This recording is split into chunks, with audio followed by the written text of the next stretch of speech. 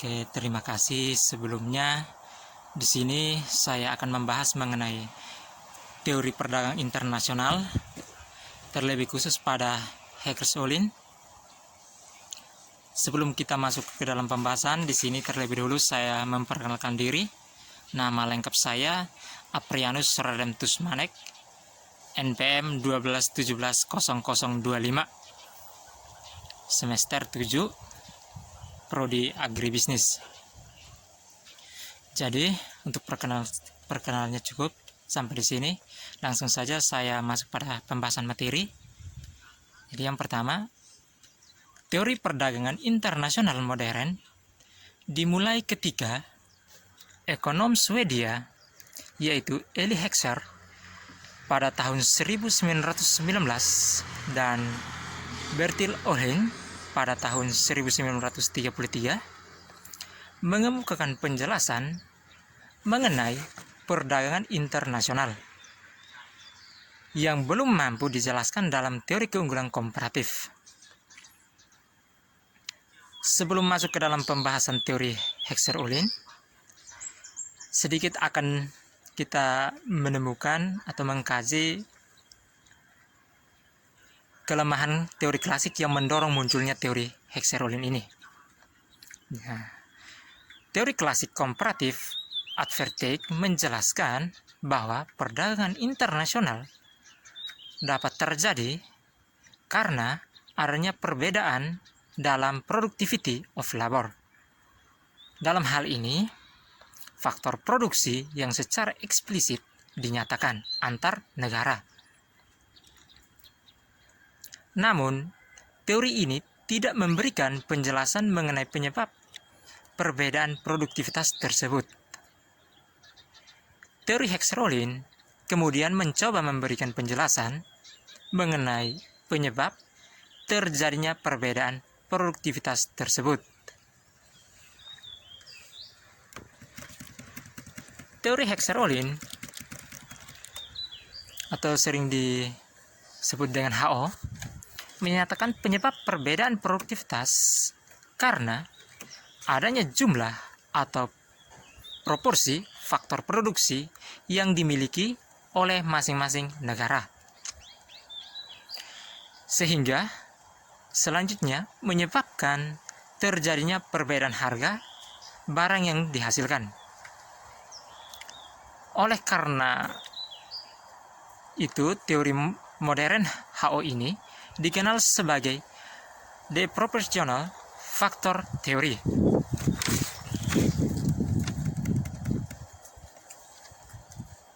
Selanjutnya, negara-negara yang memiliki faktor produksi relatif banyak atau murah dalam memproduksinya akan melakukan spesialisasi produksi untuk kemudian mengekspor barangnya.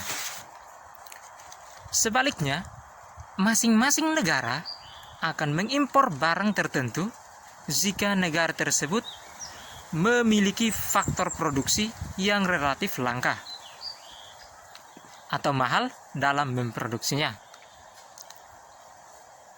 Penjelasan analisis teori Heckscher-Ohlin menggunakan dua kurva. Nah, di sini kita akan lihat mengenai kedua kurva tersebut. Yang pertama, kurva isokos, yaitu kurva yang melukiskan total biaya produksi. Sama serta kurva isokuan yang melukiskan total kuantitas produk yang sama. Teori ekonomi mikro menyatakan bahwa jika terjadi persinggungan antara kurva isokuan dan kurva isokos, maka akan ditemukan titik optimal. Sehingga dengan menetapkan biaya tertentu, suatu negara akan memperoleh produk maksimal atau sebaliknya, dengan biaya yang minimal, suatu negara dapat memproduksi sejumlah produk tertentu.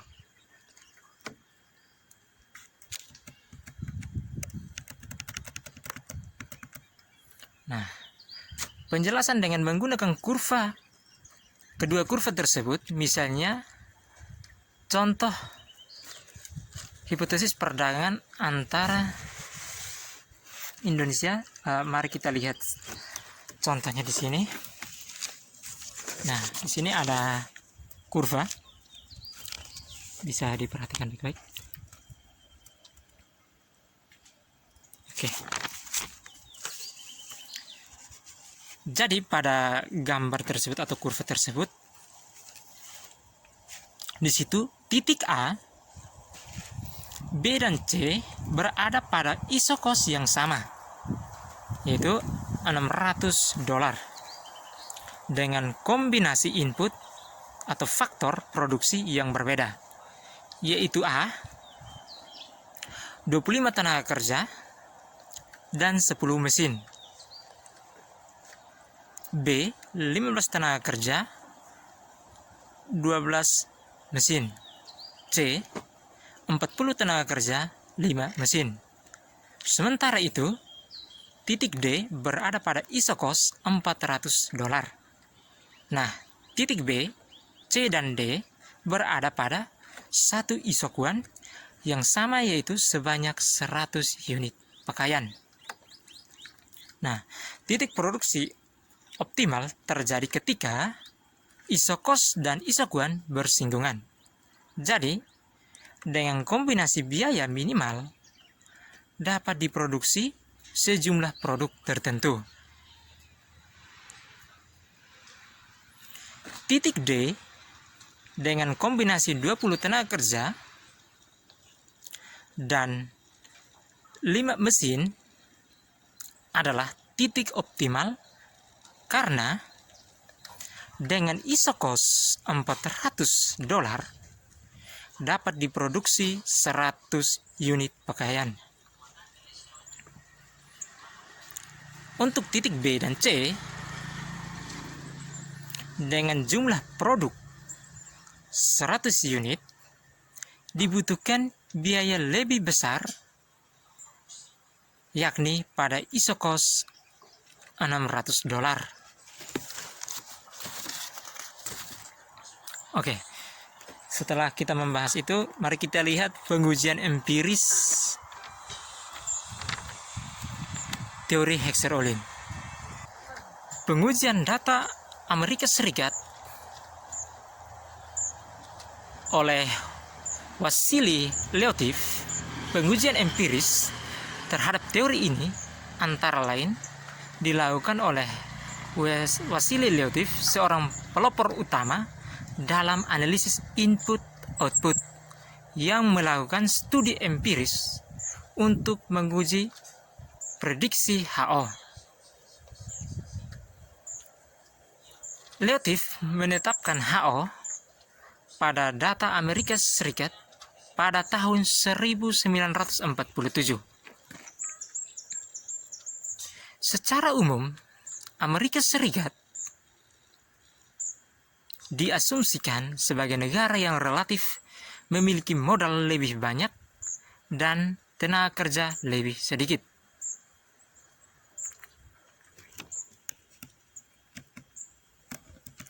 Dibandingkan dengan negara-negara lain. Sehingga berdasarkan teori Heckscher-Ohlin, maka ekspor Amerika Serikat akan terdiri atas barang-barang yang padat modal, saya ulangi, barang-barang yang padat modal, dan sebaliknya impornya akan terdiri atas barang padat karya. Dari hasil pengujian diperoleh, ternyata Amerika Serikat cenderung ekspor produk padat tenaga kerja dan mengimpor produk padat modal. Kesimpulan ini bertentangan dengan teori Heckscher-Ohlin yang sering dikenal dengan Leontief paradoks. Tetapi munculnya paradoks tersebut, menurut beberapa ekonom, dapat disebabkan keterbatasan metodologi dan kelemahan analisa. Selain ada beberapa faktor yang mendukung terjadinya paradoks tersebut, Antara lain, misalnya, pada tahun 1947 terjadi peperangan dunia kedua. Nah, sehingga keadaan pada saat itu belum dapat mewakili kondisi perdagangan Amerika Serikat secara umum dengan tepat.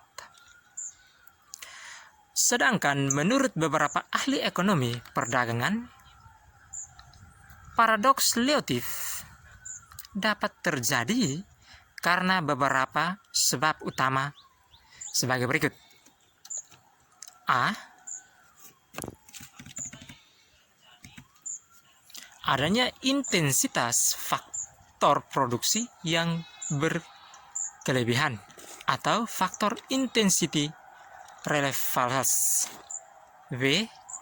Tarif dan non-tarif barrier. C. Perbedaan dalam keterampilan dan hukum kapital. Penjelasan lain menyatakan bahwa penemuan Leotif tidak sepenuhnya bertentangan dengan teori Heckscher-Ohlin. Karena ekspor Amerika Serikat yang padat karya atau labor intensif tersebut sangat logis.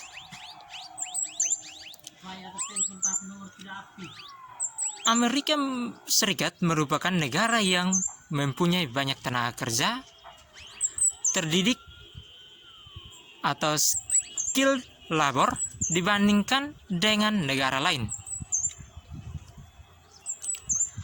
Sehingga ekspornya lebih banyak terdiri atas barang yang padat karya namun terdidik. Sehingga penemuan Leotif tersebut dalam batasan tertentu justru sesuai dengan dukungan teori Heckscher-Ohlin.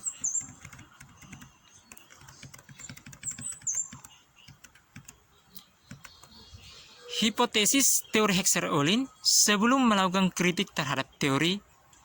Nah, di sini ditemukan hipotesis yang telah dihasilkan oleh teori Heckscher-Ohlin. Antara lain, nomor yang pertama, produksi barang ekspor di tiap negara naik, sedangkan produksi barang impor di tiap negara turun. Yang kedua, harga atau biaya produksi suatu barang akan ditentukan oleh jumlah atau proporsi faktor produksi yang dimiliki masing-masing negara. Harga labor, yang ketiga, harga labor di kedua negara cenderung sama. Harga barang A di kedua negara cenderung sama. Demikian pula harga barang B di kedua negara cenderung sama. Yang keempat, perdagangan akan terjadi antara negara yang kaya kapital dengan negara yang kaya labor. Nomor yang kelima, masing-masing negara akan cenderung melakukan spesialisasi produk dan mengekspor barang tertentu karena negara tersebut memiliki faktor produksi yang relatif banyak dan murah untuk melakukan produksi. Sehingga negara yang kaya kapital, maka ekspornya padat kapital dan impornya padat karya. Sedangkan negara kaya labor, ekspornya padat karya dan impornya padat kapital. Kritik terhadap hipotesis yang dihasilkan oleh teori Heckscher-Ohlin, jadi di sini merupakan penyempurnaan dari teori perdagangan internasional sebelumnya. Selain itu, sudah dilakukan pengunduran atau pengurangan asumsi, namun masih belum sempurna.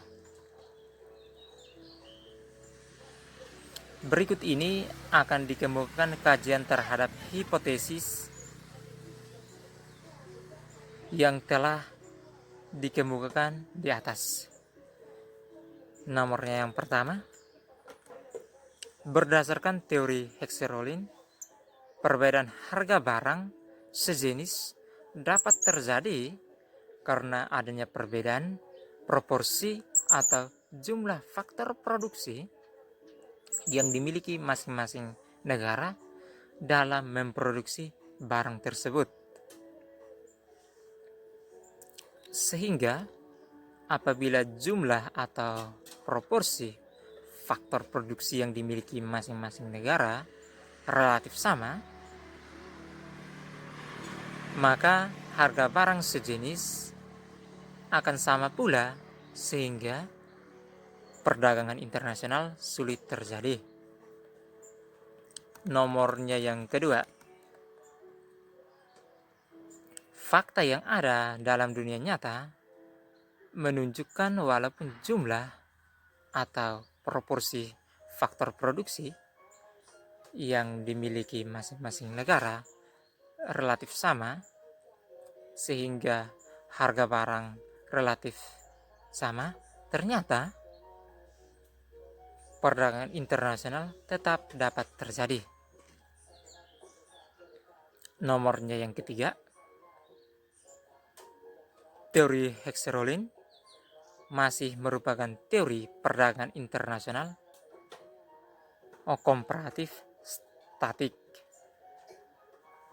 sehingga asumsi klasik dan neoklasik yang menganggap hampir semua besaran variabel dalam perekonomian adalah statik, tidak berubah atau diasumsikan exogenous. Dalam hal ini, perubahan ditentukan di luar model. Padahal fakta yang terjadi adalah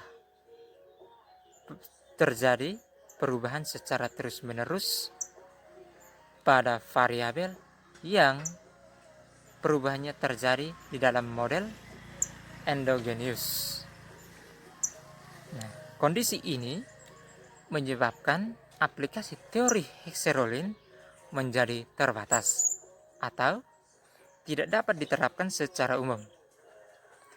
Oleh karena itu, teori hanya dapat menjelaskan terjadinya perdagangan antara negara yang kaya tenaga kerja dengan negara yang kaya kapital, di mana hanya merupakan sekitar 40% dari volume perdagangan dunia. Kondisi real yang tidak sesuai dengan asumsi teori Hexerolin, beberapa kondisi fakta terkini yang tidak sesuai dengan asumsi teori HO, sehingga perlu adanya perbaikan, antara lain A. Kondisi permintaan atau kondisi permintaan dan penawaran komoditas perdagangan senantiasa mengalami perubahan karena variabel yang mempengaruhinya senantiasa berubah. B. Teori perdagangan terbaru menyatakan bahwa pengetahuan adalah variabel penentu keputusan perdagangan dan investasi. C. Jumlah dan kualitas faktor produksi dan teknologi berubah dari waktu ke waktu.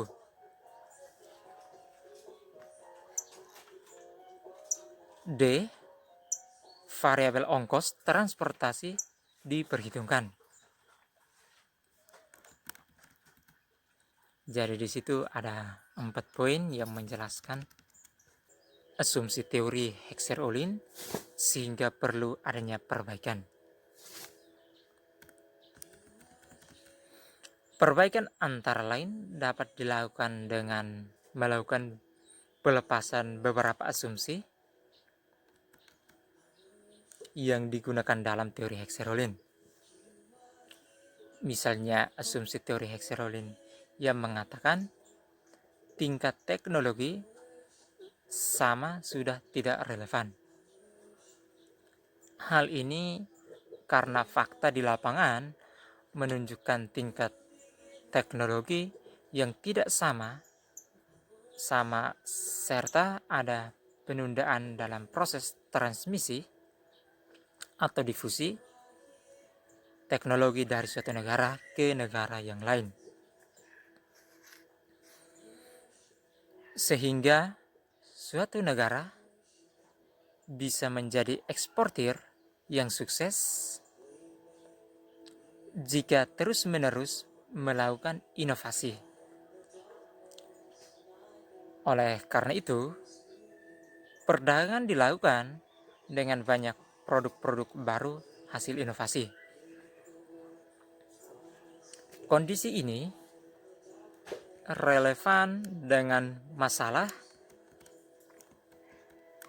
yang ada sekarang terkait dengan kesenjangan antara negara maju dan negara berkembang, sehingga dapat mengatasi keunggulan komparatif dinamis dibandingkan teori klasik.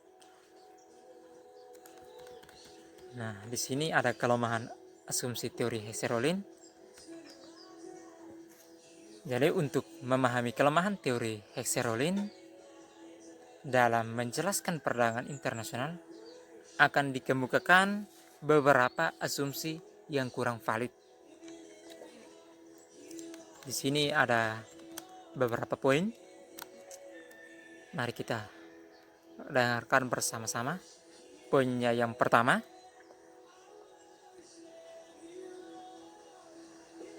asumsi bahwa kedua negara menggunakan teknologi yang sama dalam memproduksi adalah tidak valid. Fakta yang ada di lapangan, negara sering menggunakan teknologi yang berbeda.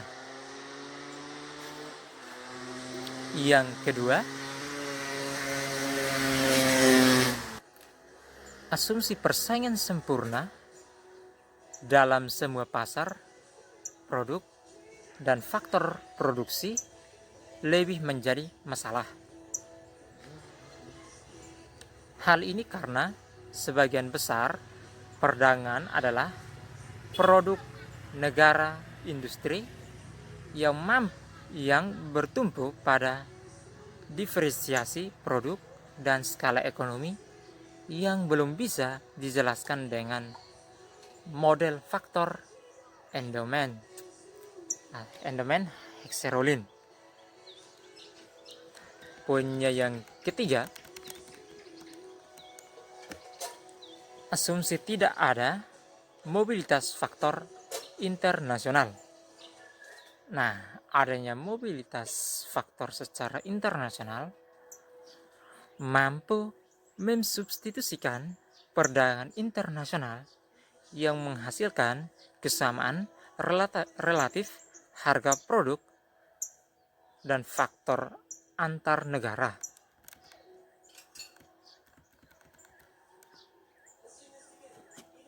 Maknanya, hal ini merupakan modifikasi Hexerolin, tetapi tidak mengurangi validitas mengurangi validitas modal Hexerolin. Ya, saya ulangi. Makanya hal ini merupakan modifikasi Hexerolin, tetapi tidak mengurangi validitas model Hexerolin. Jadi, poinnya yang keempat, asumsi spesialisasi penuh suatu negara dalam memproduksi suatu komoditi jika melakukan perdagangan tidak sepenuhnya berlaku karena banyak negara yang masih memproduksi komoditi yang sebagian besar adalah dari impor.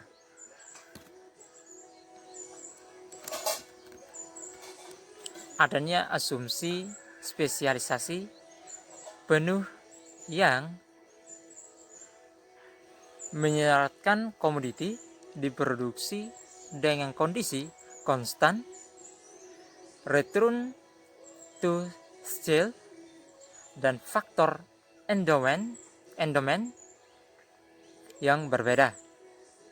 Namun, sebetulnya perdagangan internasional tetap dapat dilaksanakan, walaupun kedua negara identik dalam berbagai hal. Hal ini yang belum dijelaskan dalam teori Hexerolin. Nah, kondisi tersebut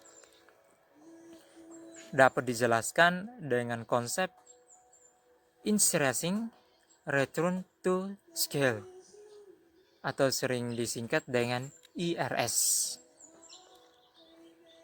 Sehingga perdagangan yang saling menguntungkan masih dapat terlaksana. Nah, IRS menunjukkan kondisi produksi di mana output secara proporsional bertambah melebihi kenaikan input atau faktor produksi. Nah, jika semua input meningkat 2 kali, maka output akan naik lebih dari 2 kali. Nah, IRS terjadi karena dalam skala operasi yang lebih besar, pembagian kerja dan spesialisasi menjadi hal yang mungkin.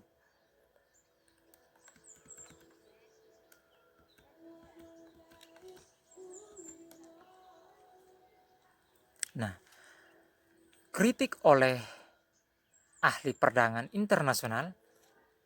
Nah, di sini ada beberapa kritikan yang disampaikan oleh beberapa ahli. Itu yang pertama, kritik Raymond Vernon. Nah, dalam kritikan Raymond Vernon terhadap kelemahan teori Hexerolin, di atas antara lain dinyatakan bahwa teori Hexerolin hanya mampu menjelaskan 40% dari volume perdagangan dunia, sedangkan fenomena terjadinya 60% negara maju belum mampu dijelaskan. Nah, oleh memunculkan peluang timbulnya teori baru, yaitu teori siklus produksi atau yang sering disebut product life cycle yang dikemukakan oleh Raymond Vernon. Nah, teori ini antara lain berdasarkan adanya anggapan bahwa variabel-variabel dalam perekonomian senantiasa berubah, dan perubahannya terjadi dalam model, bahkan menggunakan perubahan variabel-variabel tersebut sebagian driving motives timbulnya perangan internasional. Teori siklus produksi juga dibangun atas dasar pada adanya pada adanya kelambanan, imitasi, atau penundaan difusi teknologi.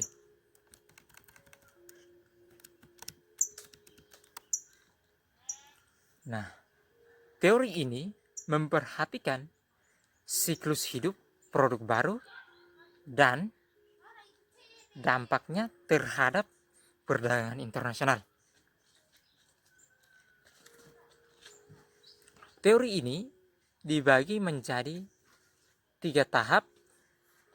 Nah, jadi di sini kita akan membahas mengenai 3 tahap teori yang dibagi oleh salah satu pengkritik, yaitu oleh Raymond Vernon. Nah, jadi tahapan yang pertama, produk baru, yaitu ketika baru ditemukan produk dan diproduksi sebagai tahap perkenalan serta hanya dikonsumsi di negara tersebut. Berarti di situ hanya pengenalan produk ya. Berarti produk tersebut hanya bisa dikonsumsi oleh negara yang memproduksinya. Itu tahapan yang pertama. Nah, di sini tahapan yang kedua, pertumbuhan produksi, yaitu memproduksi massal untuk dikonsumsi sendiri dan diekspor ke negara lain. Berarti di sini dalam tahapan yang kedua, produksi itu dilakukan secara massal. Nah, dapat dikonsumsikan oleh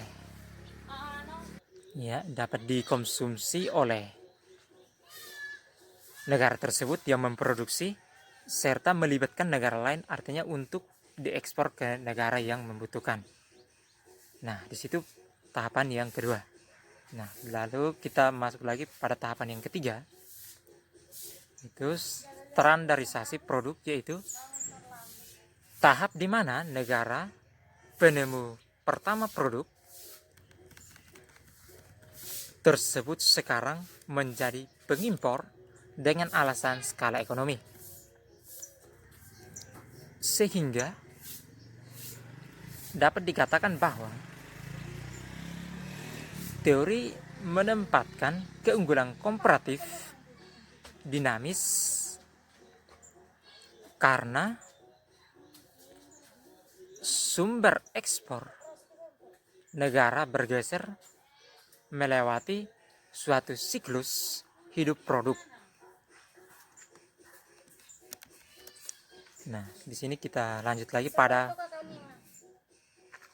ahli yang berikut yang mengkritik mengenai teori Hexerolin. Nah,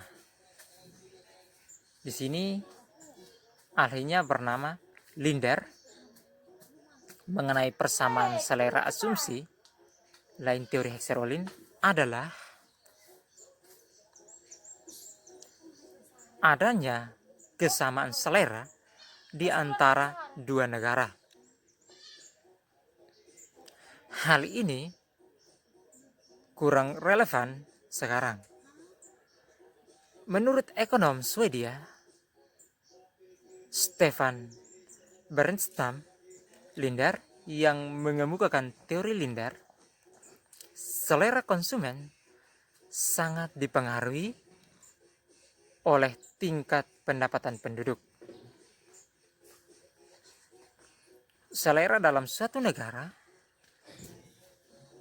akan menghasilkan permintaan pada suatu produk. Oleh karena itu, teori Linder berorientasi pada permintaan suatu produk, sedangkan teori Hexerolin berorientasi pada penawaran karena fokusnya pada faktor sumber daya dan intensitas faktor. Sehingga suatu negara akan mendorong produksi produk yang diminati. Nah, dalam hal ini menjadi cerminan selera, sehingga muncul terjadinya ekspor. Baik, terima kasih. Itu saja penjelasan dari saya. Mungkin ada kata yang salah atau dalam penjelasan saya kurang berkenan dalam kalimat-kalimat tersebut. saya mohon maaf. Dari sini saya juga mengucapkan terima kasih. Semoga dengan video ini saudara-saudara dapat juga terbantu dalam proses pembelajaran. Jadi teman-teman ada yang mau memberikan kritik, saran, dan masukan, bisa, karena untuk lebih membangun lagi bagaimana saya lebih mengkaji dan terus belajar.